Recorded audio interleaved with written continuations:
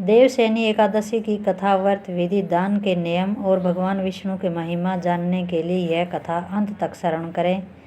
इस पावन अवसर पर तुलसी, वस्त्र, अन्न, छाता, दीपक और जल पात्र का दान अक्षय फल प्रदान करता है। ओम विष्णुवे नमः। क्या आपने कभी सोचा है कि भगवान विष्णु निद्रा में क्यों चले जाते हैं? इसके पीछे एक गूढ़ और अत्यंत भावपूर्ण कथा छुपी हुई है। राजा बलि और वामन अवतार की कथा। प्राचीन काल में राक्षसों के कुल में एक अत्यंत पराक्रमी, दानी और धर्मनिष्ठ राजा उत्पन्न हुआ। राजा बलि, वह असुर होते हुए भी वेदों का पालन करने वाला, यज्ञों में विश्वास रखने वाला और ब्राह्मणों को सम्मान देने वाला शासक था। उसके तप, दान और न्यायप्रियता के कारण देवलोक तक कांप गया। राजा बलि ने महर्षि शुक्राचार्य के संरक्षण में अनेक यज्ञ किए और अंततः सर्वलोक पर विजय प्राप्त कर ली। इंद्र और अन्य देवता धरती पर भटकने लगे। सभी देवता ब्रह्मा जी के पास गए और फिर सब ने मिलकर भगवान विष्णु से विनती की, हे प्रभु, धर्म की रक्षा के लिए अब केवल आप ही समाधान हैं। भगवान विष्णु ने असुरों को धर्म से विचलित किए बिना नीति से पराजित करने हेतु एक अद्भुत उपाय किया। उन्होंने वामन अवतार लिया। एक सुंदर, तेजस्वी, कमल नयन बटुक ब्राह्मण के रूप में, हाथ में कमंडल, छतर और कमर में मृगचर्म, वे सीधे राजा बलि के यज्ञ में पहुँचे। राजा बलि ने उन्हें देखा और श्रद्धापूर्वक पूछा, हे ब्राह्मण देव, मुझे बताइए, मैं आपकी क्या सेवा कर सकता हूँ?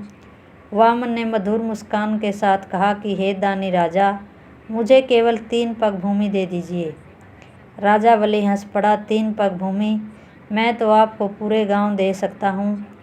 पर वामन ने विनम्रता से कहा कि मुझे केवल उतना ही चाहिए जितना मैं नाप सकूं।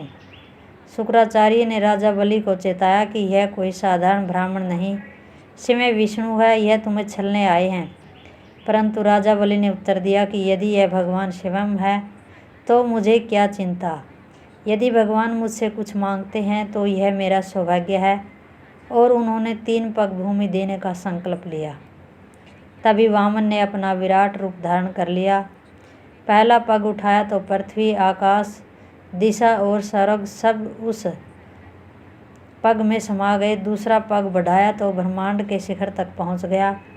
अब तीसरा पग कहाँ रखे? वामन बोले, हे बलि, अब बताओ तीसरा पग कहाँ रखूं? राजा बलि हाथ जोड़कर मुस्कुराए और बोले, हे प्रभु, अब केवल मेरा सिर शेष है, तीसरा पग इस पर रख दीजिए। वामन ने राजा बलि के सिर पर तीसरा पग रख दिया।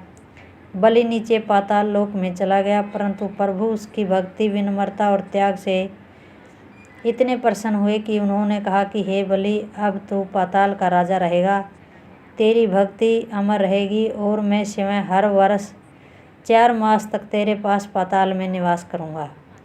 तभी से भगवान विष्णु आषाढ़ शुक्ल एकादशी को योग निद्रा में चले जाते हैं, जिसे देवशयनी एकादशी कहते हैं, और वे कार्तिक शुक्ल एकादशी को पुनः जागते हैं। इस काल को चातुर्मास कहा जाता है। इन 4 महीनों में भगवान विष्णु पाताल लोक में राजा बलि के यहाँ वास करते हैं। यह व्रत, साधना और तपस्या का काल होता है। राजा बलि सिखाते हैं कि सच्ची भक्ति में अहंकार नहीं होता। भगवान विष्णु यह दर्शाते हैं कि जो विनम्रता और समर्पण से युक्त है, वहाँ वे स्वयं निवास करते हैं। चातुर्मास हमें आत्मचिंतन, संयम और भक्ति की ओर अग्रसर करता है। इस काल में क्या करें? मांस, मद, लहसुन, प्याज त्याग दें। व्रत, जप, तप, कथा श्रवण करें, तुलसी पूजन करें और विष्णु सहस्र नाम का पाठ करें। चातुर्मास केवल एक धार्मिक परंपरा नहीं, बल्कि एक आध्यात्मिक साधना का काल है, जब समय भगवान श्री विश्राम करते हैं ताकि जीव आत्मनिरीक्षण कर सके। जिसका अहंकार समाप्त होता है, वहाँ भगवान शिव निवास करते हैं। यही राजा बलि की कथा का सार है।